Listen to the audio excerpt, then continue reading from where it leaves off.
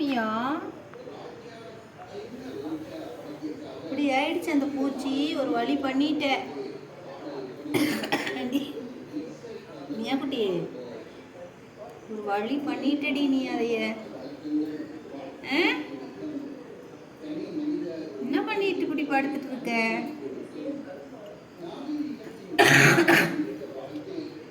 ஏண்டி ஒரு வேட்டையாடிட்டு இப்படி படுத்துட்டு இருக்க ஜாலியா?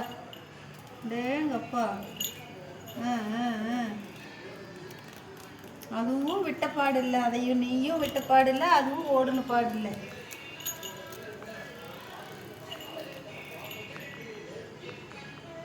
பிடிச்சிட்டேன்.